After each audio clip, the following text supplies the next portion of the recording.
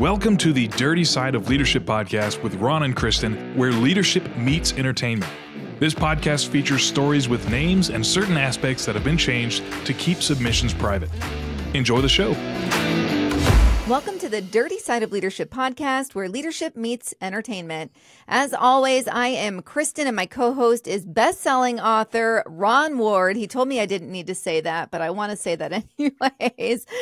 Oh, goodness. We're on episode 78, and today we are tackling a topic that's essential for anyone in a leadership position, and that is the importance of having a clear strategic plan for running your business or any organization that you're leading. And as always, we're going to tie in some real-world examples, including some eye-opening contrasts between business leadership and political leadership. Hey, everyone. We are excited to be back. Chris and I really do love doing this, by the way. We catch up before we start recording, and this topic today is really exciting, and it's something that I had to do when I was with the government. So hopefully we can bring a little insight and keep it interesting. So anyway, any successful leadership, whether company, and by the way, there's some things you can do as an individual. I wrote my own vision statement when I left the government and started working on my book. I wrote my own. Have I ever told you that before, Kristin? No, that's incredible. Yeah, I wrote a vision statement. Now, the mission, and we'll talk about later, has changed some because, you can't predict everything in life, but I sure did. And I met with a marketing person, and we diagrammed a real plan for my companies, which I find very interesting. But anyway, it is the foundation of successful leadership. So not only does a strategic plan keep you in line, it will help you from crashing and burning. And that's what happens to so many businesses. They do not have a strategic plan. They're kind of flying by the seat of their pants, or they think they're too small to do that, or it's too outdated, and then bad things happen. So anyway, we hope that we can sell you on strategic plans today. Yeah, absolutely. And I really like that you said no business is too small. You could be a one-person sole prop, and you would greatly benefit. That's what you were starting out as, right, Ron? So it's important to have that vision. Now, I want to get started by defining what we mean when we talk about a strategic plan. It's more than just a list of goals. It's a detailed roadmap that is going to outline where you want to go and exactly how you're going to get there. And it starts with a clear vision, your objective, if you will, your mission, your values, which serve as the foundation for everything that follows. And those aren't just fluffy statements. They're guideline or guiding principles that are going to shape your entire strategy. And then once you have that clear vision, the next step is to set specific, measurable, achievable, relevant, and time-bound, those SMART goals that Ron and I like to talk about so much. It's so important. You have to set those goals, those SMART goals, and specific, measurable, achievable. I just went over that. I can't say it enough. It's really important that what you're setting a goal. What's the definition of insanity, Ron? Everyone likes to talk about that. Doing the same thing, expecting different results, and that's what happens when you don't have SMART goals, if you will, in place.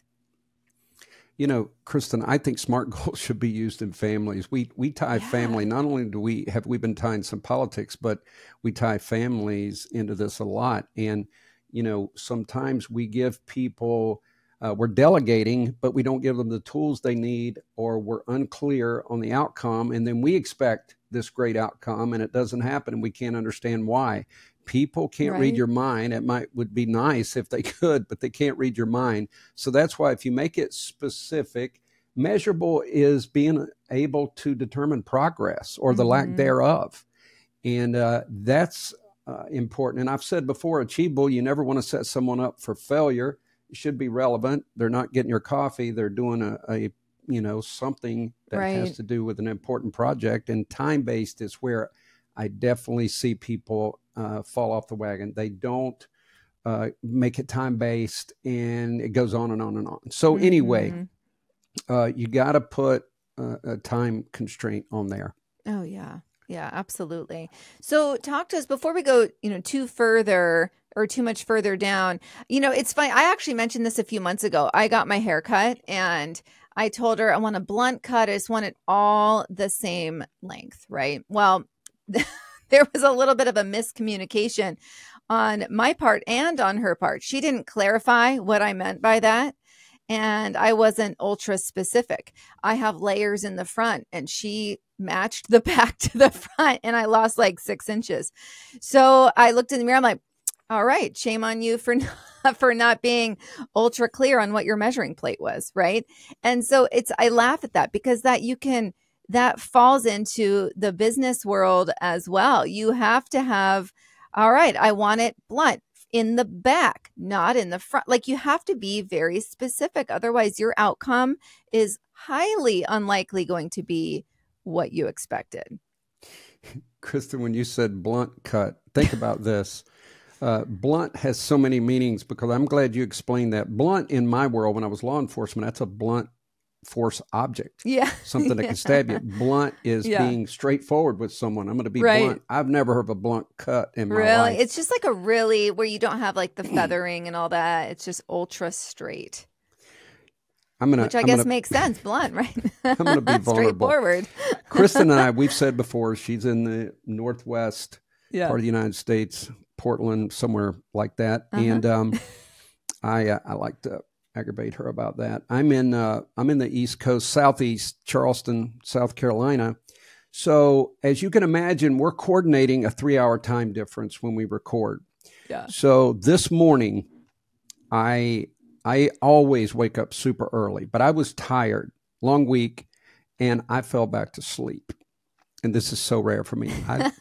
I wake up and I look and it says 9:45. Well, Kristin and I had texted. She'd been out of town and we decided to record, which is early morning for her. And we got the time mixed up. So I literally jump out of bed. I just typed real quickly, I'll be 15 minutes late. I'm thinking we're recording 10 o'clock my time. And I think she read my mind. I literally was jumping in the shower because Kristin will tell you I'm a stickler on time. I don't like to be late. And anyway, when I came downstairs, I looked at my big clock and it said 10 and I kept thinking, and I looked at the phone at our text last night and I realized it was 11. So I sent, hey, I could even go early if you want, or I told her what happened. She said, I thought that's what had happened. Yeah. So the point we're saying is that we're harping a lot on SMART goals, but communication, the sender and the receiver, there is this pathway. We do this in executive coaching that there's so many ways to misconstrue what someone is talking about. And that does tie in with your strategic plan. Right. Things have to be communicated clearly or your employees are not going to get it. And I've said this before, but it can't just be on your intranet site. You got to make it part of the fabric, at least your vision statement and your mission. Yeah, anyway, exactly. Well, that's my story. I'm excited. I know you're going to share with us your resource allocation story. So from what we were just talking about, we're going to move on to resource allocation. That's where you decide how to distribute your time, money, and human capital in a way that maximizes efficiency and impact. But I find this humorous. So talking about, allocating, and so my husband works for the Portland Police Bureau. And so they have to pick their vacations a year in advance. And I just think, my goodness, it just shows you, because it is very different in the private sector. Like you don't have to plan out your next year a year in advance, right? You can actually kind of just let it ebb and flow a little bit. And it really is, it reminds me of just how government and how state and county all run, right? It's like not necessarily reasonable or real world. So anyways, back to the resource allocation. Ron has a great story he's going to share with us. But, a good strategic plan also includes your KPIs. That's something we absolutely used in the bank, the key performance indicators. And you use those to track progress and ensure that you're staying on course. I mean, I use them when I go and look at our podcast stats, right? So I'm gonna look at those indicators and see, where are we trending? what episodes were more popular than others, how many were shared, right? You can go look at all of that and get a really clear picture of what direction you want to continue to go in, or something you want to stay away from because your KPIs are telling you there was very little interest. Like when I did our loud budgeting episode, people weren't into it. That's okay. But regularly monitoring those KPIs just it allows you to make those adjustments and ensuring that your plan remains relevant as circumstances change, because that is just, it's absolutely going to happen. Nothing's going to just continue to stay as is. You know, Kristin and I, we joke about clickbait, but it is true. If you're listening, you know that something in that title drew you to this podcast. And there's just a few times that we've certainly not come up with the best title. One of, I think, the best episodes is when we broke down leadership. We even talked about Nazi Germany, had some historical references, but we named it, Are You a Leader or something like that. And later on, I was like, oh, yeah, missed a golden opportunity there. So, by the way, maybe go back and listen to that episode. It was interesting. Yeah, definitely. So, Kristin, you want me to tell my... Yes. Okay, if you are driving, pull over and hold on to your wallet because... your wallet. This is we are talking about the government. Yeah, in your purse, whatever you choose to carry. Yeah. Clutch your pearls. Clutch your purse. So we had to do strategic plans, but each year you had to do an acquisition plan, not in January for that year. You did it the year before. That was very difficult for me. I'd never planned that far ahead in my life. And so when I got promoted to academy director, that was a real challenge. I brought in our team. You got to predict how many classes you're going to provide, how many students you're going to train, how much money that costs. You had to break down it's immense when you're running an academy. And keep in mind, they're there 24 hours a day for the full training period. And then we had advanced classes. So you get the point. Yeah. It was complicated. So we ended up needing laser shot. And to be honest, it would save money because you're not paying for as many bullets. And it's getting more and more, with AI and technology, it's getting very accurate. And they have the air that even pops out of the pistol. So it feels like you're shooting a real gun, and it's very accurate. So I called my superiors in DC, and they said, well, you have to do a supplemental funding request. So I did. And that's so because you didn't plan it initially, right? It wasn't something you forced, it was forced. It was some breakthroughs in technology, basically. Like I didn't know just how effective this would be. Now, keep in mind, in the long run, it's going to save money. If you think the government's interested in that, I got some swampland in Florida I'd like to sell you. So I do the whole supplemental funding request. And guess what? Boom, it gets approved. Nice. So I'm the hero, the branch chiefs and stuff's like, man, Ron got us the money. We order the top of the line laser shot. It's pretty exciting. So anyway, fast forward, go into the following year. I get our budget allocations and I look, it's got a line item. Laser shot, $120,000. Wow. Yeah. Didn't need... And that's what you needed the year before, but they were like, he bought it the year before. We're going to give it to him, even though I'm assuming they last longer than a year. You have to do a software update and maybe some repair. Like I might have needed $3,000. Oh my so goodness. I can't believe I'm throwing the government under the bus, but I have to. This is what people need to know. When you're so pro-tax, you need to know this stuff. Oh my gosh. So yes, I look and I'm like, oh my gosh, we've got $120,000 I've got to spend. And then you have to figure out what you can spend to put, to fit the budget code that's allocated for. Got it. So you got to be creative. And here's the thing. I was so naive when I'm embarrassed to say this, but I really did. I called DC and I said, hey, if I don't spend this, because they're calling me, I ended up taking the position in July with the fiscal year ends September 30th. Oh, they're calling me going, oh, okay, you got 300,000 in this block. You got 120,000 here. There. I mean, the world was spinning. So I said, if that goes back, now, I wasn't that naive. I did it tongue in cheek, but I said, I assume that doesn't go back to the taxpayer. They go, no, it's going to go to other parts of the administrative or of the courts.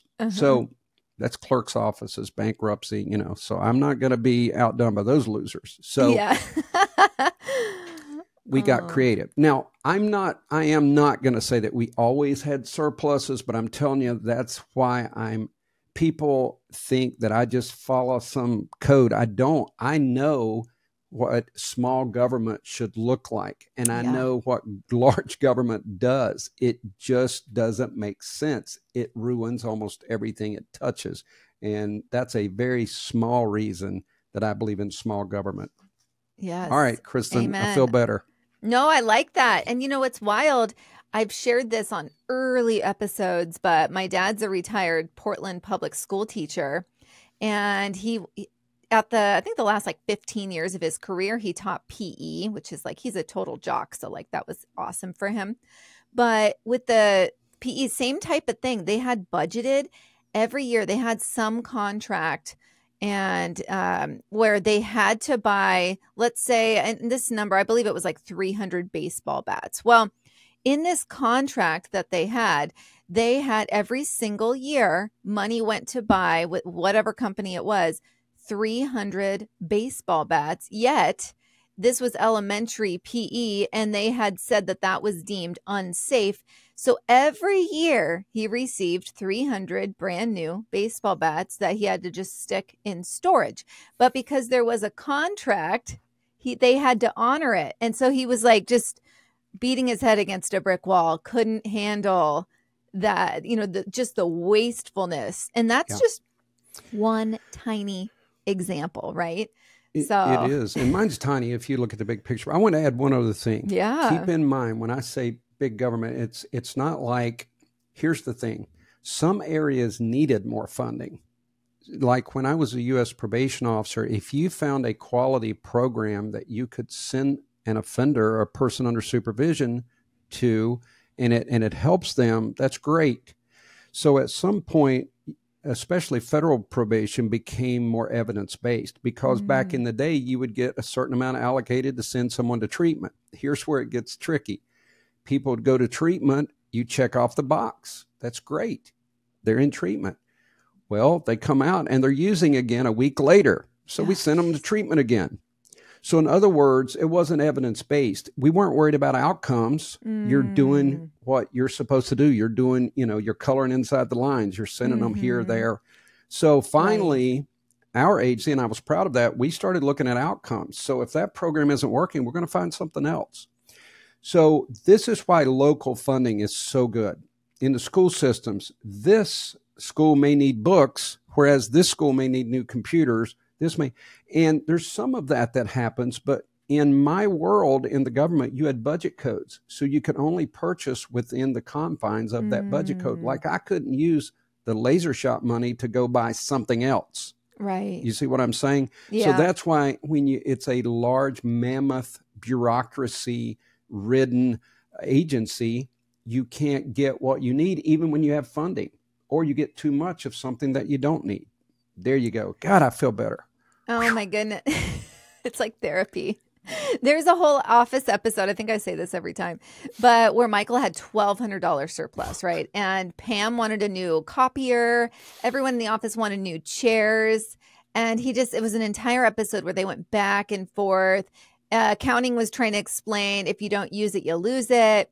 And Michael ended up not using it and then got a $500 bonus. And everyone was so pissed. I love that episode. And I felt his pain. I felt it. Oh my gosh. It's wild. But yeah, good stuff there. So, we talked about this a bit, but, we as leaders, we have to create crisis. And I know, Ron, you have done a lot of training around this. And I know you go over this in your leadership course, and you tell leaders to create crisis. And I know, someone that I worked for, the state senator that I worked for, even at that level, he would run things like that, where you have to create crisis and see where there's a gap, right? You have to bridge gaps, and you can only really do that through that scenario. So, for instance, something I would run through a lot, what if my highest performer leaves the company? I mean, I had that happen. What if sales decline? So banks, we did anticipate crisis. It was at I would say the middle management level. So we were doing it and looking at our department and seeing, how are we going to handle this? For me personally, it was ensuring that I had a strong bench of people ready to go, that I was with my existing team. I knew who could move up to what position, who could replace me, who could replace my analyst, right? Like there were all, that's, even your bench can be internal. It doesn't have to be an external bench of someone that you didn't hire the last time and you might hire in the future. Chances are they've already gotten a job and they're not going to leave. So you have to have that internal and external bench. And then also you have to cross-train your existing folks so that when someone does leave, because it's not if, it's when someone on your team does leave, they get promoted hopefully, and they go off and do something better, that what are you going to do? You're not going to have this, oh my gosh, I'm calling my old employee up who doesn't even work for the company anymore and asking where this report is. Like, it should not be like that. You should have cross-trained enough to where you can bridge your gaps. Of course, you're going to feel it, but you should at least have that cross-training in place to where you're not absolutely circling the, the pit. So, yeah, very true. So, Kristin, let's move this over into the political realm. I know that's your wheelhouse. Amen. Did you hear the final speech, Kamala Harris's final speech at the DNC? No, I definitely couldn't digest the entire thing, but I piecemealed it. Well, number one, it was a good speech. It was well delivered, created the excitement in the arena that she wanted. But as I just explained with big government and specifics, I'm sitting here, the biggest word that came out was how. And whether I like or dislike a political candidate is irrelevant to me. I'm asking how. How's this going to happen? So in that speech, she basically talked about she was fighting for America's future. I love that. Yay. Sounds great. Yeah. She's going to protect democracy. Thank God. We need somebody to protect democracy. Yeah. But there were almost no specifics. Now, you and I talked about price gouging and the concerns about that. We got good response on that. Oh, yeah. But this whole time, I want to know what the policy is. In other words, your strategic plan. How are we going to get there? How are we going to deliver this? What's our allocations? All those things. And there's none of it. Now, if you go to her website, there's no policy plan. Literally no policy. No policy plan. And whether you like him or not, Trump and Vance have all their policies laid out. Yeah. And the other thing that I really was turned off by, and this happens some to both, but there were so many vicious attacks. And then here's a great media lesson for anybody. This Project 2025 was released by an independent group. Right. And the Democrats took that plan and just literally said, this is Trump's plan. So, Kristin, if you and I want to really do something great or sabotage, we just come up with a plan and just go, that belongs to that person. I know. Because when it came out, Trump was definitely distancing himself from much of that. But it does show you the power of the media. But not to get too far off. The bottom line is, if you're a voter on either side, find out how these things are going to come true. And we've talked a lot about emotions. Please don't vote on emotions. Our country, this is the most volatile time in my lifetime that I've ever seen, from wars to, the stuff going on in the Middle East, to the border, to the inflation and all these things, grocery prices. We need to think this through logically, not emotionally. Right. Yeah. And I know that's wild. All I've been seeing online for the past, 24 hours is the excitement over, a lot of people loved Kennedy.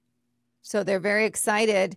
And, I'm seeing Make America Healthy Again trending, which I think is amazing because he's really focused on health. And nor the left nor the right have been doing a great job with health and making sure that we don't ingest all these chemicals. So anyways, there's a lot of buzz about that, but then there's also a lot of buzz coming from both sides talking about how Kamala, to your point, didn't say how she's going to do anything, right? So it's just a bunch of fluff. And I'll tell you, from someone who's worked on campaigns and done a lot with candidates locally, every single person down to the county counselor has an entire built out vision statement. They have their platform. They have it detailed out, not just what they want to achieve, but how they're going to do it. And these are small positions. So it is concerning. It should concern everybody that wasn't front and center. Trump has Agenda 47. I know they like to tag him to that. What was it? Project 2025. 2025. Yeah. No, that's not his. He has his own. So it's all about having a specific, measurable, actionable plan. And I think it's the difference of, and you could probably agree with me working in the government for so long, but these lifelong politicians, if they went into the private sector or even ran a division like you did, they don't have this, how are we going to do it, right? It's all like, here's what I want to do, but the actual action behind it is completely missing. So I think if they were in the real world, like someone like Eric Hovda, who's running for Wisconsin, he is a real estate mogul, much like Trump, right? And he has a very clear, if you go look at his platform, it's very crystal clear. And that's when you can tell a businessman versus, like a lifelong politician. Kristin, let me interrupt 1 second. You're going to love this. We're going to be making a big announcement about a conference that we're hosting. But heck yeah. I hosted, when I was the head of the National Wellness Committee, we had a great team, and we hosted the first National Wellness Conference. And I had a team, I had a budget set aside, and I'm not saying it was all easy, but it was a lot different. So now I'm hosting a leadership entrepreneur conference. Do you think I'm scrutinizing every penny? It's coming out of my pocket. Oh, yeah. So I've set up an advertising budget, and I'm trying to be as smart as I possibly can. I hired an event planner, even negotiated a lot of the things we're doing with the hotel. So that's the point is when and by the way, I'm picking on both sides. That's why we have this debt that we have, right? Because they all want to take care of their base, their political base. So they're just going to keep using our money, people. You need to hear that. And if I had someone else's money to do this, heck, I would roll out all the bells. I'd have elephants marching through in the middle of the thing. I'm kidding. But it feels so much different when it's coming out of my pocket. I have to tell you, even from working for the bank for 20 years and now doing my own thing, I spend my money differently. It's wild. I was working my butt off at the bank, don't get me wrong, but it's so different when you feel that pressure of not knowing. Like, it's not like you just get this check for the exact same amount every 2 weeks, right? And your bonuses are quarterly, right? Like, it's not like that, but it's exciting. You're earning it. And I'll tell you what, my husband's even like, wow, like you're really like paying a little more attention to where you're spending your money, like spending our money. Like, it's a cool feeling, I got to tell you. So yeah, it's that accountability, right? That ownership that's there. And Kristin, the last thing, and I won't interrupt again. You're fine. I looked at my strategic plan from 2021, and it has a conference, a leadership conference. So it's 2024. There are timing issues, and I would not have had the team behind me. I would have not had the credibility.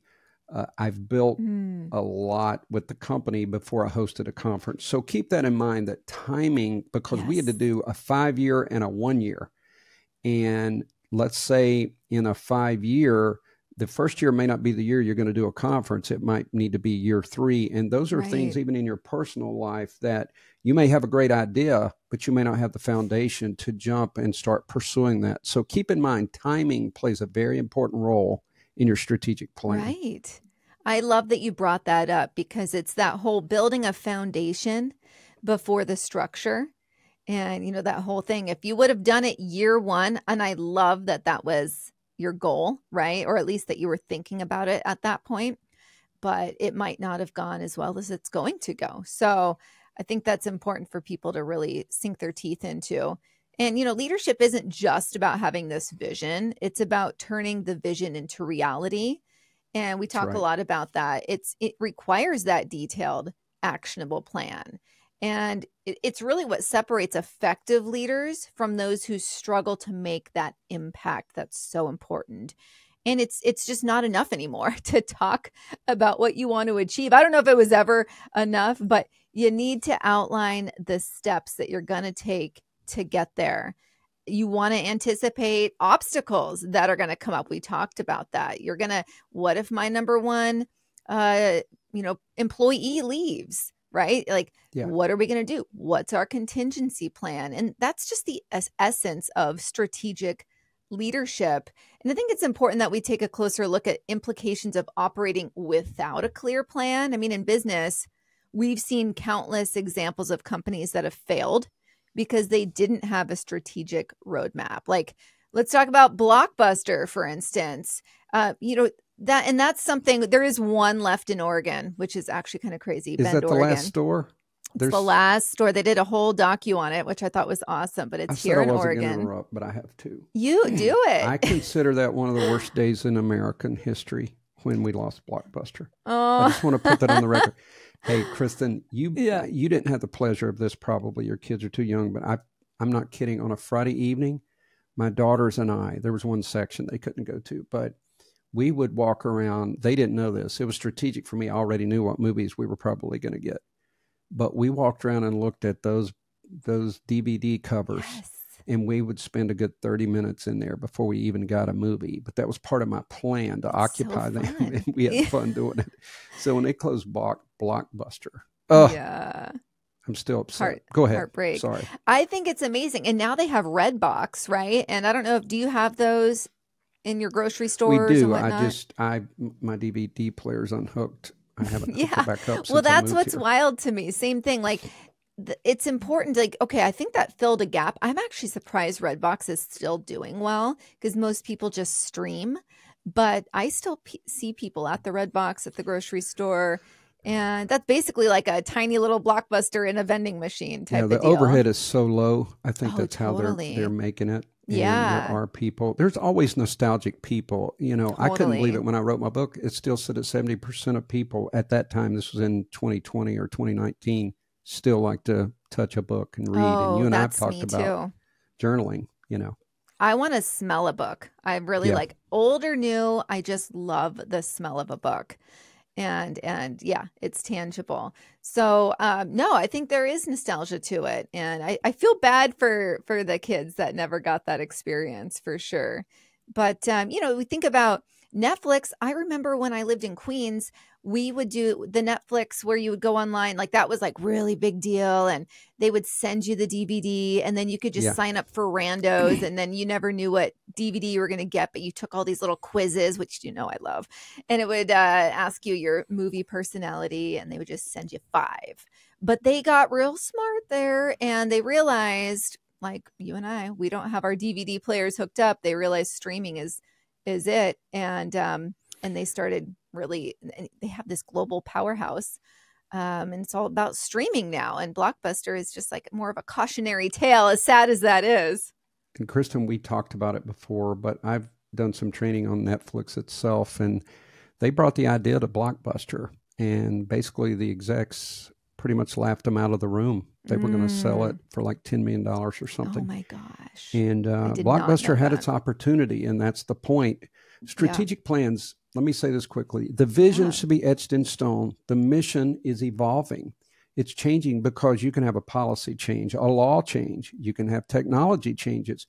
You have to be, so if the vision is to be the greatest movie distributor in the world, let's say that's the vision statement. The mission at the moment that DVDs started dying out and people started streaming, they should have come together and go, hey, the mission's going to be changing. We're going to have this transition period. So, 80, 90% of things are going to be streaming. So anyway. And they were like, no, we must keep the brick and mortar. And you have to be that visionary and you have to adapt and overcome. And be able to foresee the future a little bit. I want to just touch on this again. The same principles apply in politics. And when leaders make promises without a detailed plan to back them up, they're setting themselves and the people they serve up for failure. I mean, it's just the bottom line. Like Harris's economic proposal, it's a prime example. She's talked about federal price controls. We dove into that last week. She's doing that to combat inflation and cash handouts for first-time home buyers. But without a clear plan for how these policies will be implemented and funded, folks, that's us, they risk doing more harm than good. And, economists have warned that these kinds of broad, poorly planned policies could lead to increased national debt, inflation. I mean, we talked about this in our last episode. We did a comparison with Venezuela, and that's a serious, talk about a cautionary tale. That's a serious one. So, it applies in all sectors. Absolutely. It's great information. I would almost beg on this podcast, if you're listening, just do your homework and detach those emotions a little bit. And because this is so serious, the time that we're living in is so serious. So, Kristin, I think this was great information. I think people see the need of having a strategic plan, both in business and in life. But if you're running a small company, you should still do it, because I started off with one person and now we've expanded. And again, there's a lot of things that changed. Like Kristin said, my first idea was to do, when I put a conference, it was a small conference, like do a 4-hour training block in a hotel. But then as things started growing and my town started growing, where I live is booming, I realized I can do a full-blown conference. So I had people getting me information from bigger conferences and all of that stuff. So your mission can evolve. Just keep that in mind, but go ahead and dream big. Put the things out there in your vision statement and then start taking the steps to get there. This, to me, Kristin, is one of the most important episodes because people fail from a lack of planning. I used to always call this the 5 Ps of performance. Pre-planning prevents poor performance. And you have to plan if you're going to succeed. It don't drop out of the sky. You don't just happen on something unless, you're a trust fund baby. You're going to have to work. But if you're going to work, get a plan. Where do you want to be in 5 years? That's a question you need to ask yourself. Yeah, exactly. Thoughts, Kristin?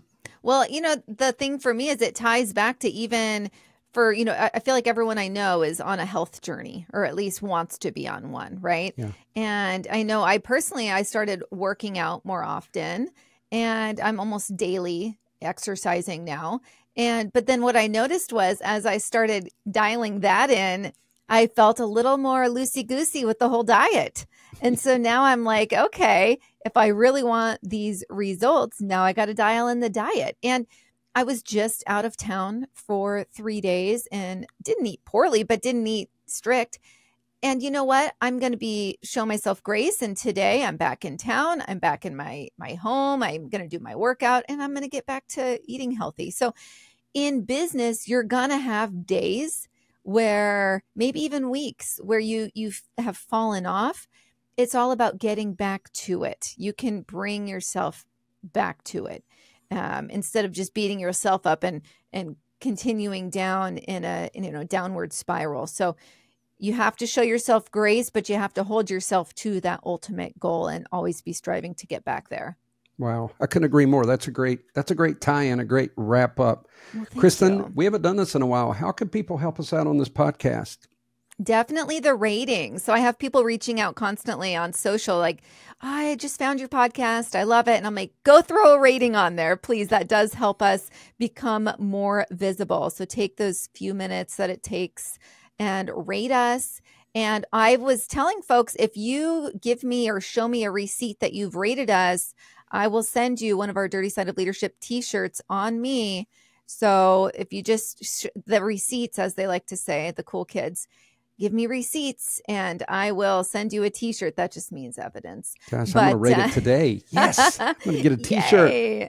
Oh my goodness. But yeah, do it. And you can find us we're on Instagram. We have our Facebook group, and we both have TikTok. It's not a Dirty Side of Leadership TikTok, but we both have our TikTok. I'm back there for a while, but you can pretty much find us anywhere. Yeah, Kristin has a few more followers than me, so I like to send her, my 3 or 4 likes just to mess with her to see if she'll send me like that's a sympathy. Amazing. Yeah, she's always so encouraging. Like, yes. Ron, you're up to 5. No, hey, you know what it is? You have to, as long as you're going in an upward direction, it doesn't matter if it's, 10, 15. If it was only 2 before and now you're at 15, that's the direction you want to go in. And so I'm always going to be a cheerleader behind that. Yeah, I do. Listen, I'm going to give myself some grace. I do have some federal listeners. They never like anything. I wish it would. Kristin, I had one the other day, had 1,400 views. And I'm like, and had maybe 20 likes. That was Facebook. But I'm like, couldn't you guys just click like for me? I know. They're afraid it will be brought up in court at some point because I guess so. Can be. I guess so. Hey, everybody. We hope you have a great weekend. And thanks so much for listening. And be the leader you're meant to be. We'll see you next week. The Dirty Side of Leadership podcast is brought to you by Forward Operations. If you'd like to book Ron or Kristin for speaking events, training, or executive coaching, visit forwardoperations.com. Be the leader you're meant to be.